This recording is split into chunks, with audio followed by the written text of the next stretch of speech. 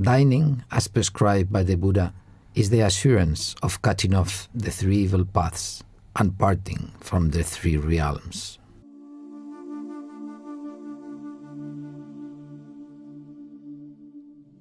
In 1995, Master Miao Xiang, along with Bhikkhu Xingkong, walked for more than 2 months, traveling around 1,500 kilometers from Odaesan of Shanxi to Liaoning.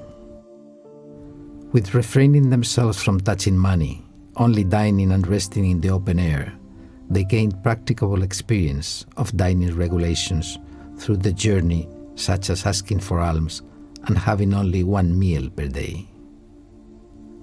On their way through Qinghuangdao and Tahaochuang, the local inhabitants were deeply impressed by the mendicant monks.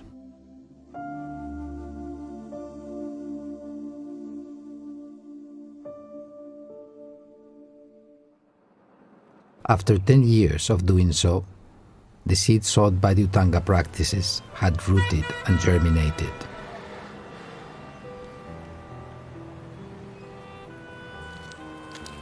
In 2005, Master Miao Xiang, with the Sangha, came to Qinghuangdao and Tahaochuang in Hebei province again for wandering an alms round from Liaoning province.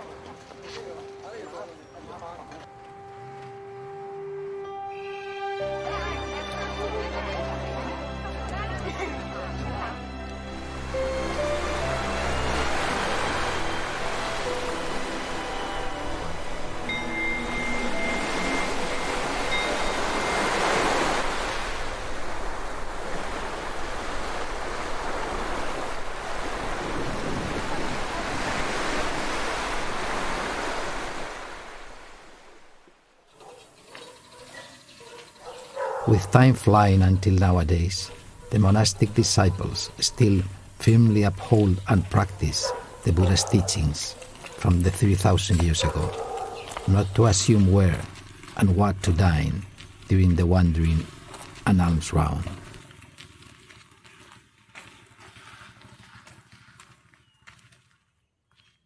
A well-trained bhikkhu would never waste his precious cultivation for such meaningless scheme before the time of alms round.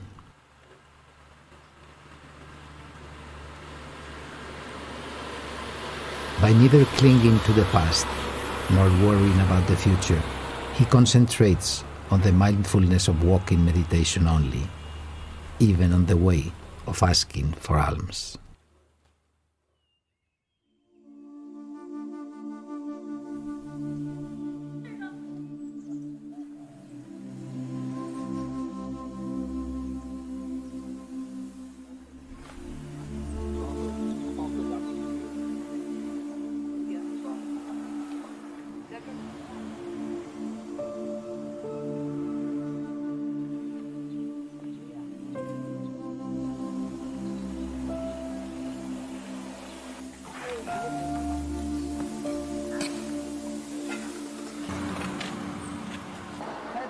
It's difficult for ordinary people to imagine what it would taste like when mixing up all food collected from alms round. Why do Buddhas of the 3 periods and their monastic disciples must have such food for meal? Are there any special flavors which cannot be made even by sophisticated home cooking and dining with plates and chopsticks? Monks who practice Dhutanga take delight in food from alms round because there is a special flavor of purity. According to Buddhism doctrines, dining by asking for alms is superior to dining by delivery, which is also the personal experience of practitioners. The flavor of dining by asking for alms is likewise superior to dining in the monastery. Such perception is not only experienced within the mendicant monks. Some lay people also feel that there is difference between monastic meal and homemade meal. Even when homemade meal is offered to the monks, the flavor has been changed.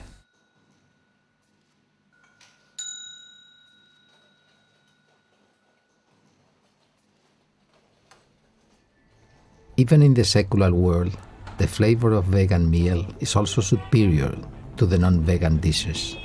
A vegetarian, having parted from those foul tastes, perceives the sweetness of vegetables, fruits, and grains. Also makes the mouth and teeth clean and fragrant.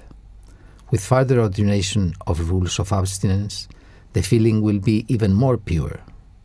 Abstinence does not simply refer to a vegan diet, but also includes the relative regulations of abstinence, like 1 meal per day, and so forth.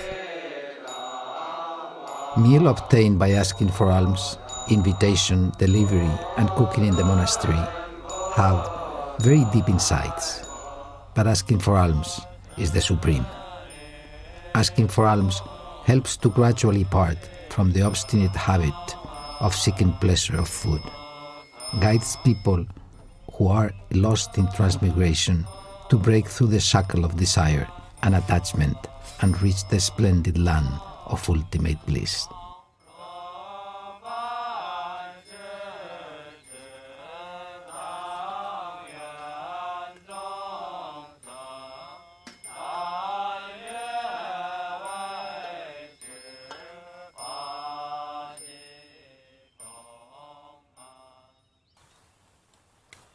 The noble flavor of purity originates from not only asking for alms, but also dining as prescribed in the Dharma. Dining as prescribed in the Dharma is an important aspect of daily practice. First, to choose location. After asking for alms, monks gather and dine together. Location shall be chosen according to the circumstances. Open and quiet places like forests, valleys, river shoals. In a rainy day, a proper place can be under a bridge. Try not to sit on the grass. The places forbidden from asking for alms are likewise not allowed for dining. If it is impossible to avoid, then try to keep away as far as possible. A bhikkhu can ask for vegetables and fruits which are edible without cooked. Before dining, the process of purification has to be performed. The Buddha forbids bhikkhus from eating raw grasses, vegetables, fruits and seeds that possess ability of germination. Thus, before dining, the purification must be done to get rid of the possibility of germination. Bhikkhus can neither plant nor destroy seeds of germination, nor cook for themselves so as to cut off the cause of living in the mundane world. Novices and lay people can perform purification under the guidance from bhikkhu to avoid destroying the seeds of germination. Food could be purified by fire, knife, fingernail, drying, bird pecking, and scaring. Fire purification can substitute all other methods, but other methods cannot replace fire. For food with ability of germination, the Sangha normally adopts the purification of fire, which refers to touching the foods that have been put together with an open flame. If the foods are separated, purification should be performed again.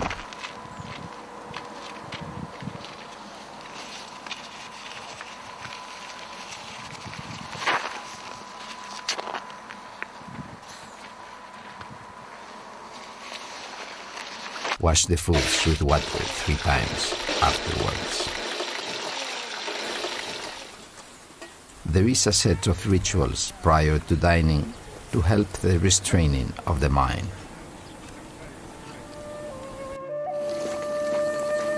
Opening refers to unfolding the napkin and wiping out the alms bowl. Then place the bowl on the table for alms distribution. The measured vessel of the Tascam One, so blessed am I to lay out. May I, with all living beings, attain the emptiness of the three wills. Ans Ma Moni Swaha.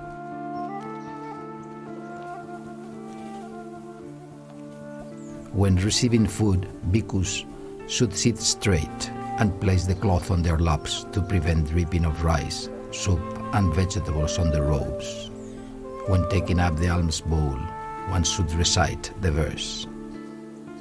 When seeing an empty alms bowl, may all living beings be ultimately pure, mindful from afflictions. When accepting food, silently recite the verse. When seeing a filled bowl, may all living beings completely possess the Dharma.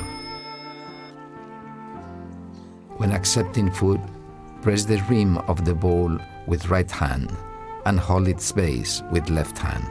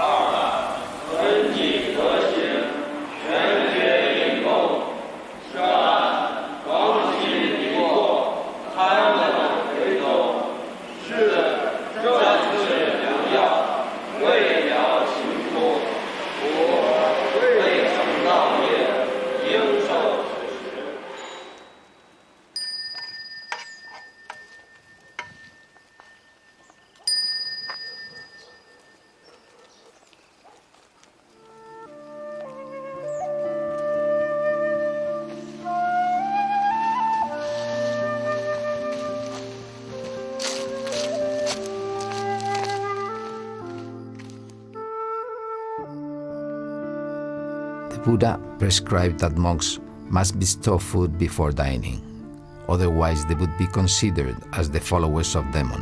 Reciting mantra and contemplation could transform the food into ambrosia all over the 10 directions and satisfy all ghosts and spirits with flavor of Dharma. Through the 5 contemplations of dining, reflect the various stages that offered food goes through, such as planting, harvesting, grinding and cooking, and how difficult it is for donors to obtain it. If not to uphold precepts, meditate, recite sutra and perform duties related to the 3 jewels, how could we deserve to accept?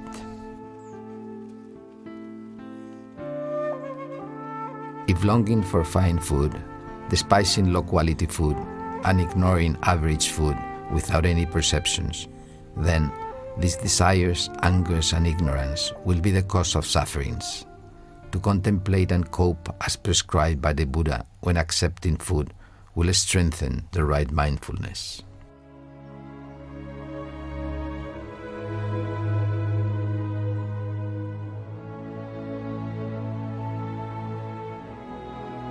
First spoon, all evils I vow to sever.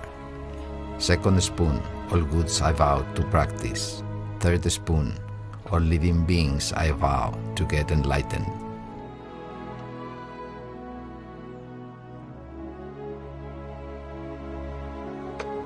Do not differentiate the status of the donors and the quality of food. Accepting food inequality could restrain the mind from delusions. The measured vessel is filled up with food of Dharma because of equality. Sramana should not dine in full luxury and comfort.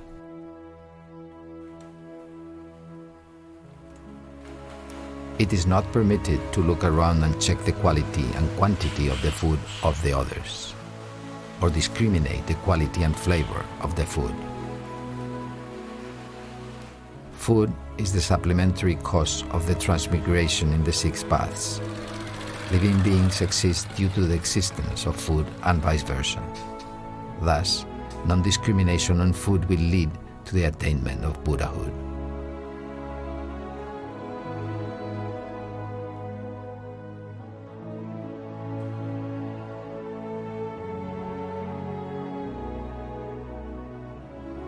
Food should be distributed equally. The abbot, seniors, and the elders should dine together with assemblies, in equality, without discrimination. The monastery does not prepare a special meal for anyone, striking wooden board to convene the monks for dining. Prior to striking, the food belongs to the eternity that is not allowed to eat. After the striking and the food is equally distributed, then it is allowable. Striking the wooden board is a way of convening monks. Although it is not required under some circumstances, it is compulsory before dining.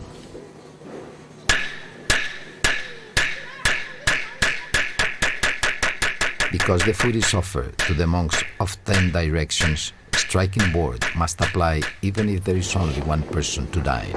Otherwise, it violates the precepts of stealing. After striking the wooden board, hit the fish-shaped wood block. Then hit the cloud board afterwards. This is called the unsealing the wood block and releasing the board. Any object made of clay, wood, copper, or iron, striking for convening the assemblies is called ganta. The fish-shaped wood block and the cloud board are both gantas. There used to be 9 wood blocks struck and dining at 7 different refectories in one monastery. In the daily practice, the 6 points of reverent unity are reflected.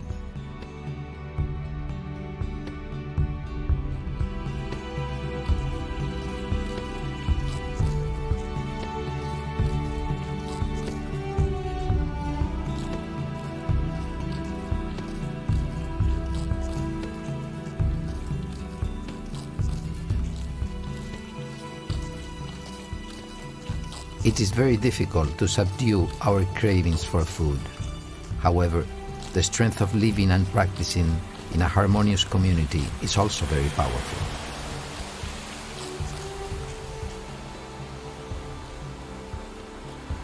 The countless cycles of birth and death are the result of the dependence on food. The deeply rooted habitual greed accelerates the heartbeat when people face to and think about food.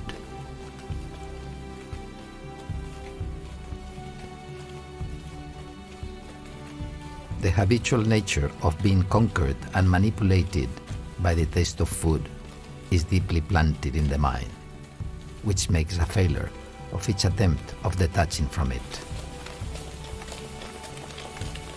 If there was no such experience of Dhutanga practice under all conditions, practitioners would not apprehend its true nature.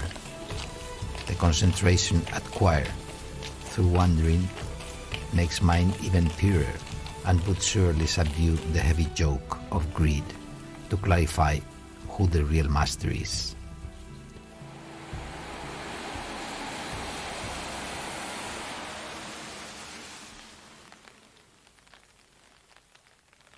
Journeying in the autumn rain with a heavy backpack. If the six organs are indulged to capture the externals, they will be inevitably drawn in the habitual reaction. Cold, damp, exhaustion and hunger are followed by depression and tiredness. If the six organs could be well protected, all discomfort would fade away as concentration strengthens. At noon, it is merely the time for the lesson of dining again.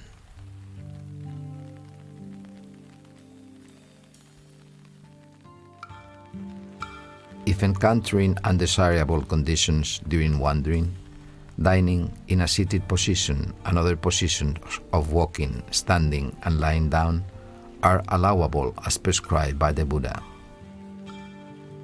However, once a position is changed, dining cannot be continued but finished.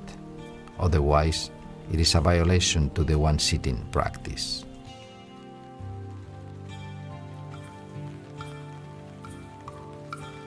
Rain is not one of the undesirable conditions. Thus, there is no need to walk or stand when dining in the rain. Since there is no archway of a bridge nearby, monks put on the robes and the raincoats sit in sequence.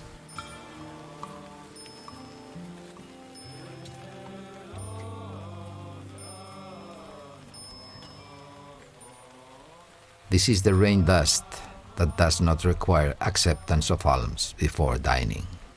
The one-sitting practice is prescribed by the Buddha for bhikkhus. Only dining in one sitting means that nothing can be eaten except medicine if standing up from the seat. When dining collectively, the table behavior of one's neighboring monks is critical to the practice of one's sitter's practice. Bhikkhus dine neither with lay females or bhikkhunis, nor with people drinking alcohol or not vegan. When seeing masters or elders during the dining, it is not compulsory to stand up and salute. Proper serving of food is also critical. When there are no lay attendants to serve food, novices may take over and serve the food. Dining with one sitting and also dining with one alms bowl only. During the wandering, bhikkhu should not bring any other food container than alms bowl, for they are unnecessary. Bhikkhus are allowed to heat food with other utensils, but cannot dine with any other containers except alms bowl. Drinking packaged beverages directly is improper as well. Some bhikkhus do not eat stuffing food that has a shape that looks like utensil. Do not hold steamed stuffing bun by hand, but cut it to pieces in the alms bowl before eating. The path of purification identifies dining with one alms bowl only. as one of the 13 Dhutanga practices for eliminating craving to different flavors and reducing discrimination. If following one sitting practice as prescribed by the Buddha, 4 dhyana heavens, 4 formless dhyana concentrations, even various supernatural powers and liberation will be attained. Otherwise, such virtuous merits could not be attained.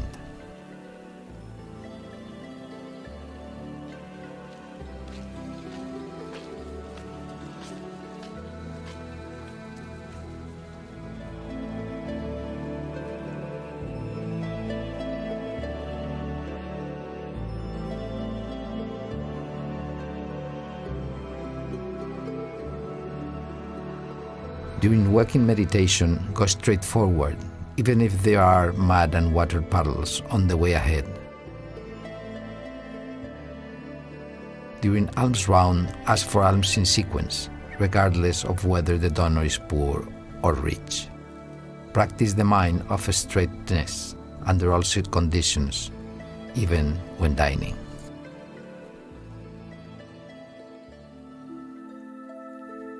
Asking for alms in sequence is one of the Dhutanga practices. Dining should also be performed in sequence, which refers to starting from the nearest food. The same manner also applies to having fruits, starting from the nearest to the farthest in a horizontal order.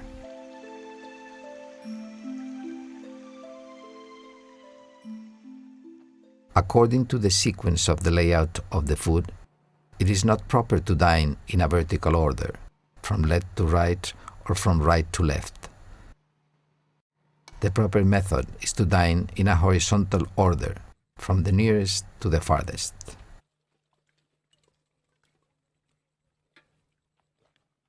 It is proper to hold out the alms bowl for food when dining, but it is not necessary if no more food is needed. Gesticulate by hand or spoon to indicate that only half amount is needed. After showing a rejecting gesture by hand or in word, all the food served later cannot be accepted. Dining is similar to asking for alms, accepting whatever is offered. It is improper to wait for the next course in order to combine with the food at hand and vice versa, because the thought of waiting is a representation of greed. The food that is not served or in short supply is the retribution of karma sometimes, or as a result of restraining the mind.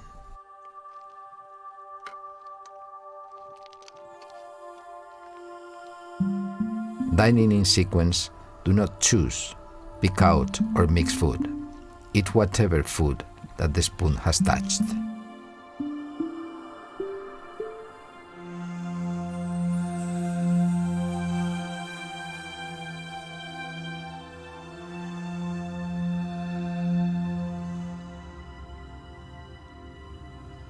Restrain the eyesight and concentrate on the alms bowl only. Not focus on the entire food, but the nearest part. Do not discriminate whether it is spicy, salty, hot, and hard, or there is anything to eat or not. Extinguish thoughts immediately as soon as they arise, because by not following them, the generation and transmigration will be avoided. If thoughts are not restrained, actions will be developed continuously and the delusions will become solid. We need great courage to defeat delusion, and the Dharma concentration can be nourished only by doing this. To dine, to walk, to face everything with mindfulness, to eliminate the distracting thoughts and obstacles with mindfulness. True purity exists only with mindfulness. Whether the food is sour, sweet, bitter, or spicy, they all have power to heal. Dining as prescribed by the Buddha will help to enter into Dharma concentration and attain the true nature of void.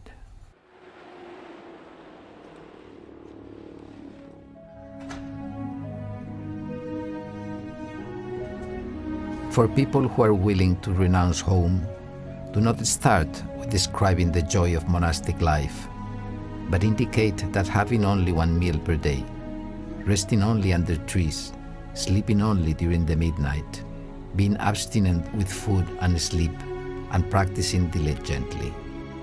Ask whether all the above could be upheld. Every answer has to be positive before becoming a monk. Having only one meal per day refers to dining only once during period of dawn and midday. There is no other time for taking food. Patients and youngers are allowed to have a light meal as medicine in the morning, which should also abide by the rules of not dining out of prescribed time or after midday. Due to the cause of illness, it is allowed to take liquid, digestive medicine, and lifetime medicine. The Buddha said, the celestial beings dine in the morning, Buddhas dine prior to midday, animals dine in the afternoon, ghosts and spirits dine after sunset. Sentient beings falling into the realm of ghost always suffer the pain of hunger and thirst, since they were too mean and greedy to do any charity in their past lives. When hearing the noises made by this ware and dining, their throats are burned by the fire of hunger, which causes extreme agony. Because of the sympathy to the suffering of hunger ghosts, monks should quietly dine at noon.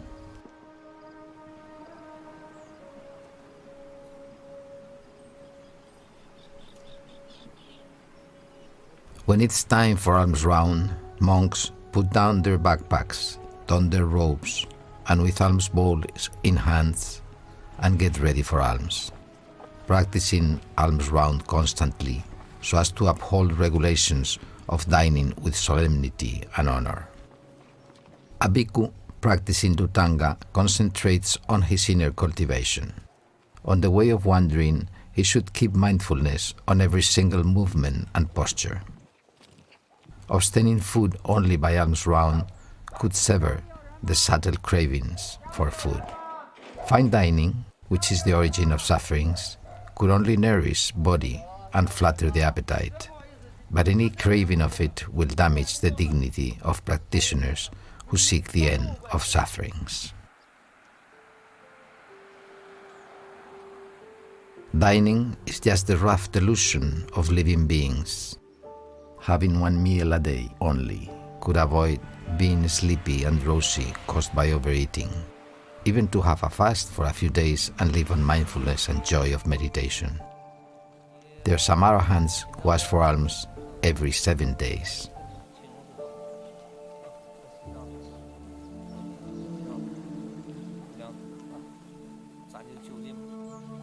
Dhutanga practices of constantly asking for alms and having only one meal per day are the duties of a sramana, and also the only way to deepen cultivation.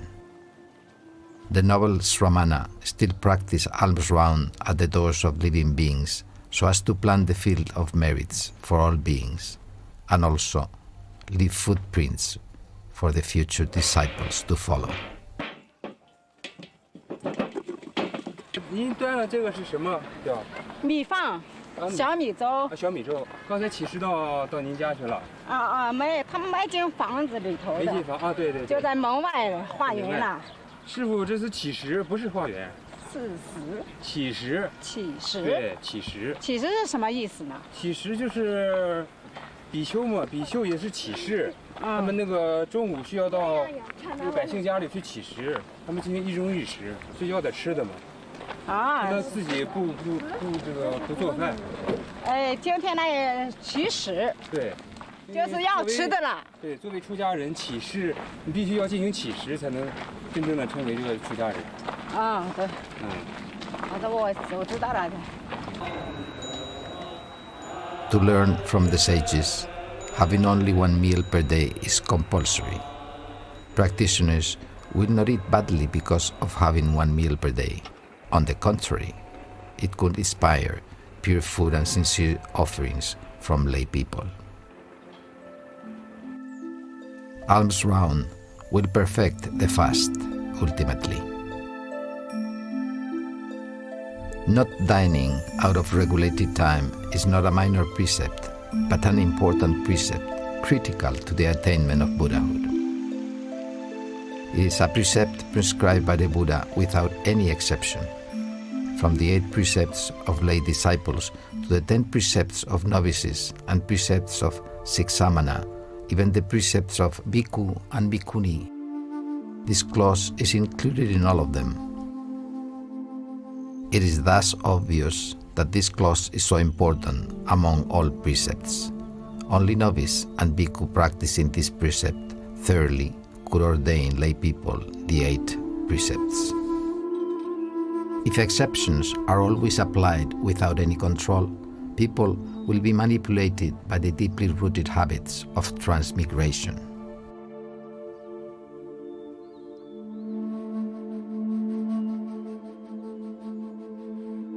It is preferable to eat only 80% full. Overeating causes mental lethargy and craving. If there is excessive food, do not eat up all, but follow the sutra's teaching and offer it to the hungry beings.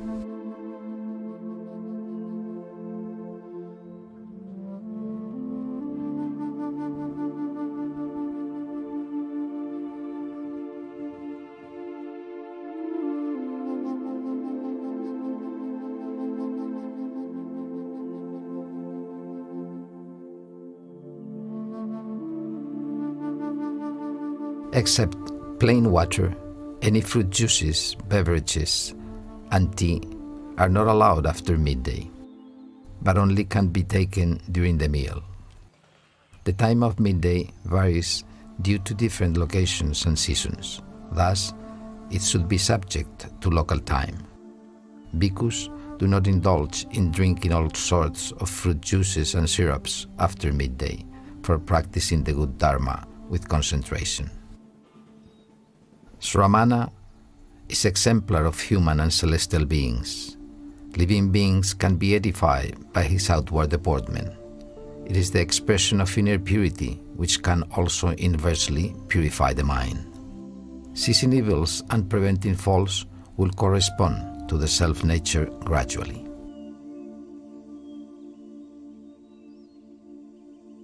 The deportment of monks can edify living beings. It is not only a matter of appearance, but also the extent of restraining mind. During the meal, proper deportment, as prescribed, can help to restrain mind more purely. Do not make noise when dining. Do not suck noodles, lick food with tongue, or scrape the alms bowl with hands. Avoid making loud noise when coughing, covering mouth with sleeve when spitting, and picking teeth.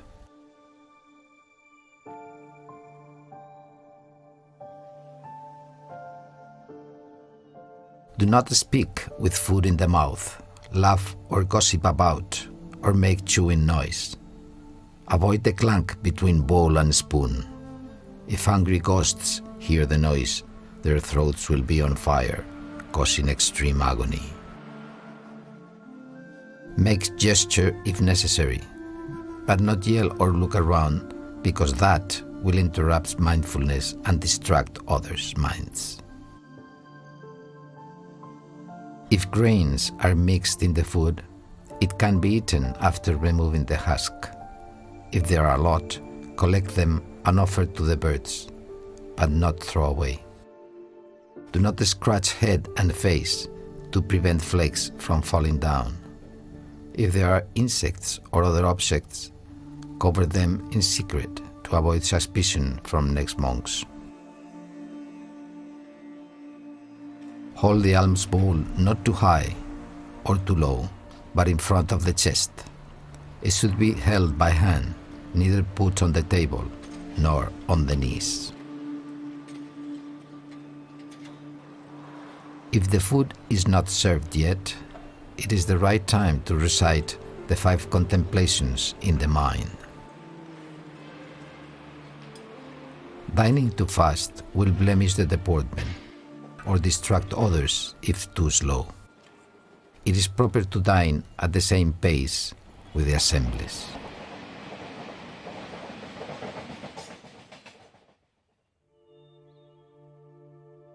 alms bowl should be washed after meal. When dining is over, the assemblies wait quietly. Water is distributed for washing alms bowls when the inverted bell rings. A spoon of water could be drunk for rinsing the mouth before washing the alms bowl. After washing, the water does not belong to anyone and should be offered to the hungry beings. May the water of washing alms bowls resemble the taste of heavenly ambrosia bestowed to all ghosts and spirits. May they all be satisfied with Anmo Shula Shishohe. It is not proper to pour the washing water on dirty ground or in the sewage. It should not be dumped surrounding the donor's house either. The water should be cooled down first to avoid harming insects, and then sprinkle it at an empty spot as offering to the ghosts and spirits.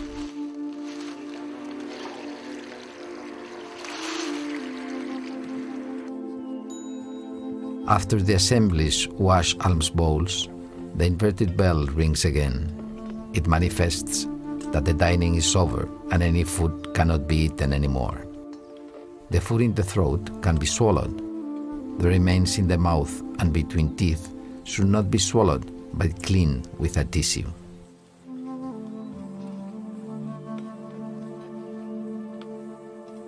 Standing up or not willing to eat anymore can also be considered as dining over, even before the inverted bell rings.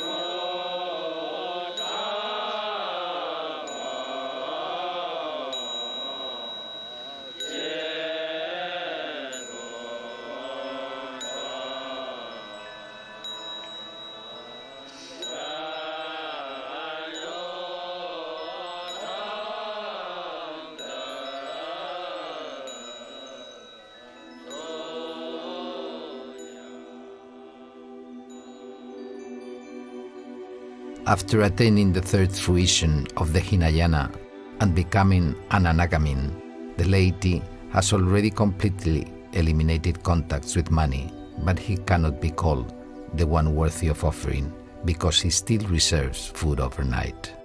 After becoming an Arahant, he has two choices: to become a monk before midnight of that day and live on alms round, or to enter into nirvana.